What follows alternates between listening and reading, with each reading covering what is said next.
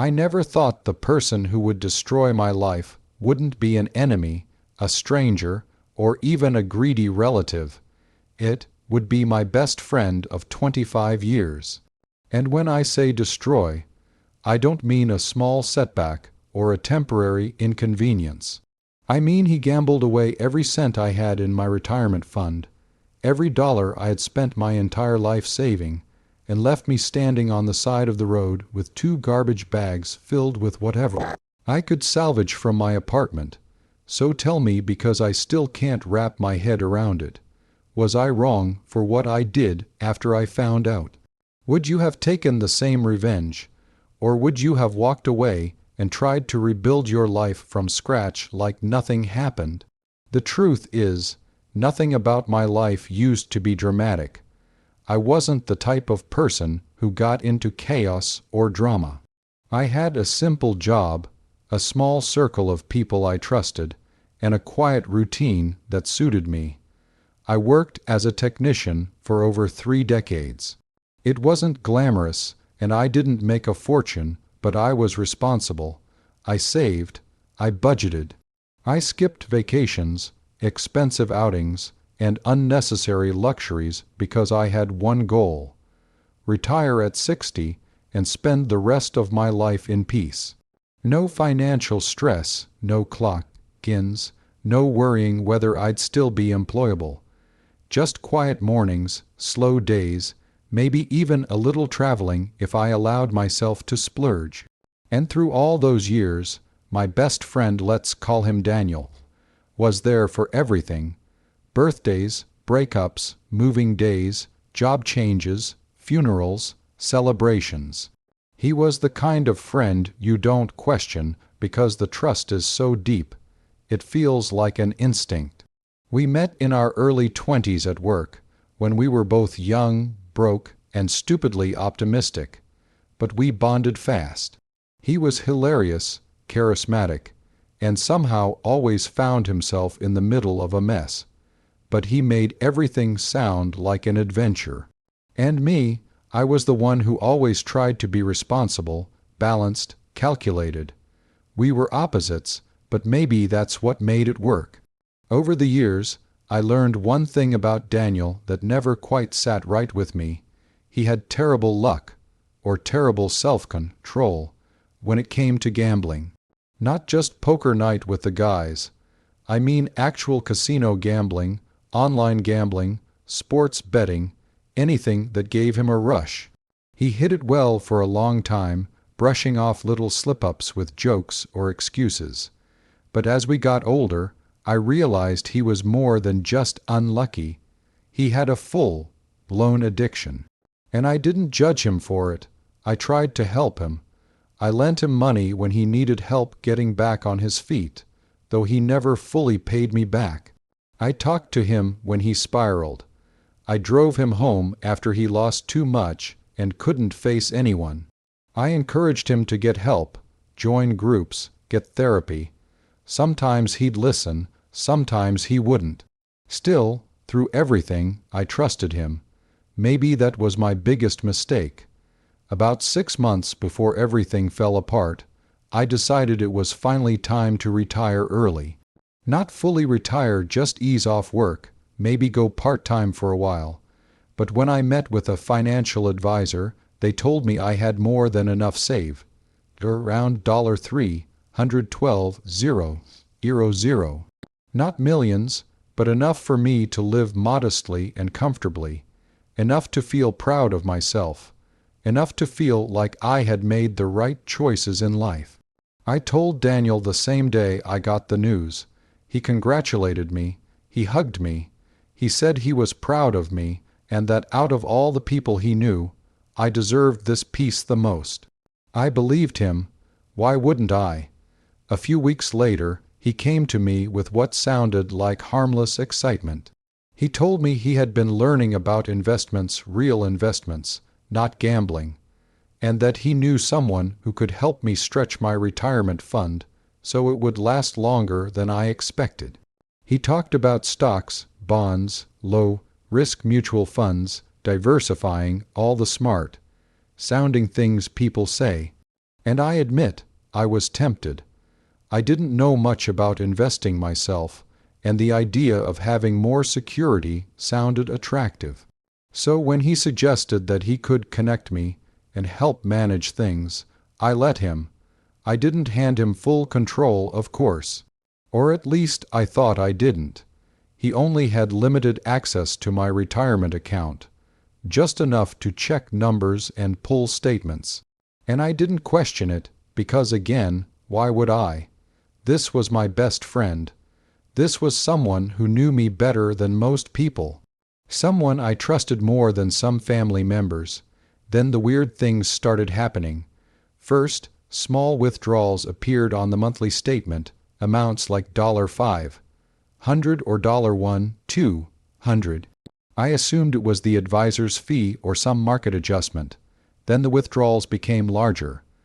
$5, zeros, $0, $13, $0, then $20, zeros, $0.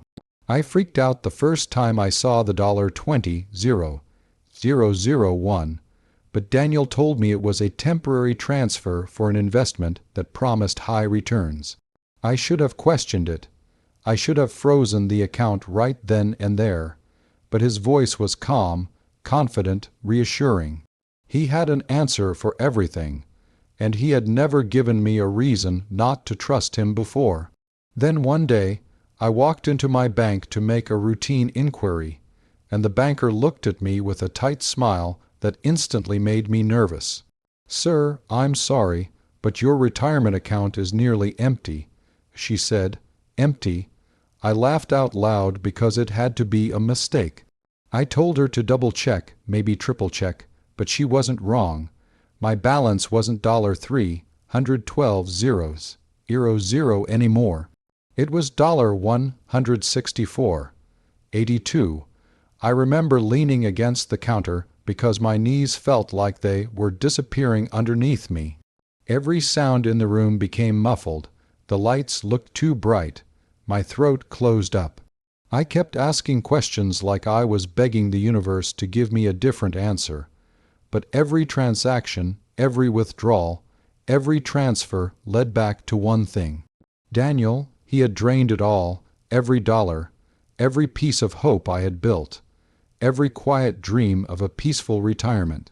Gone. I couldn't breathe. I couldn't think. I felt numb and boiling hot at the same time. My mind went blank, and yet somehow full of 1,000 terrible thoughts. But one question kept repeating itself. Why? Why would he do this to me? Why would someone I loved like a brother stab me this deeply? I drove straight to his house. I didn't call. I didn't warn him. I didn't even know what I was going to say. I just needed answers. I needed him to tell me something, anything that made sense. But when I pulled up, his car was missing, the lights were off, and the place looked abandoned. I knocked, no answer. I looked through the window, empty. It didn't look lived in anymore. It looked like he had packed up and left days ago. And that's when it hit me. He knew. He knew I'd find out. He knew he had destroyed me. He knew I'd come looking. He was gone. Over the next few days, I called him repeatedly, texted him, emailed him, nothing. Radio silence. He had changed his number, deleted social media, disappeared. His landlord tell me he moved out without notice. That's when everything truly sank in. Not only did I lose my retirement, but because I had relied on that money to secure my housing, I couldn't afford rent. My savings outside of the retirement account were small emergency funds, a few $100s here and there, but not nearly enough to sustain me. Within a month, after scrambling for help and trying to figure out what to do, my landlord gave me a notice. I had to leave, so there I was, 50, 9 years old, bags in hand, no job lined up because I had been preparing to retire. No home, no money, and no best friend. All because the one person I trusted the most used that trust to destroy me. Before I continue, before I tell you the plan I came up with and what I eventually did when I found him, I want to ask you this again. What would you have done if your best friend gambled away 3 decades of your hard work? Would you have gone after him? Would you have forgiven him? Would you have pressed charges? Pause for a moment and tell me honestly in the comments, because I swear the choice I made was the hardest one of my life. I lived in my car for a while. I showered at gyms, ate cheap meals, tried to find work, but it was hard. Employers wanted younger workers, full-time employees, people who weren't a retirement risk. Some nights I just sat behind the wheel and stared at the dashboard, wondering how everything had gone so wrong. I replayed every moment with Daniel and tried to find the signs I missed. Then, about 2 months after he disappeared, I got a message from a mutual acquaintance, a guy we'd known for years. He wrote, "Hey, I heard you've been looking for Daniel. I just saw him." Then he gave me an address. Daniel wasn't states away. He wasn't hiding in some far-off place. He was in a nearby city, living in a cheap furnished rental, still gambling, still conning, still pretending none of this mattered. I didn't know what I was going to do when I drove there, but I knew I had to face him. When I walked into the lobby of the building and saw him sitting there, calm, relaxed, scrolling through his phone like his life was perfect, something inside me snapped. I didn't yell, I didn't hit him, I didn't cause a scene. I just walked up to him and said, "You ruined me." He looked up, and instead of showing guilt or fear or shame, he smiled. A small, dismissive, pathetic smile. "I didn't think you'd find me," he said. That one sentence told me everything I needed to know. He never planned to apologize. He never planned to pay me back. He never cared. He saw me as a resource, a walking wallet, a fool who trusted too much. I filed a police report. I gathered every document, every statement, every message, every shred of evidence. It wasn't easy. It wasn't quick, and for a while I thought he'd get away with it.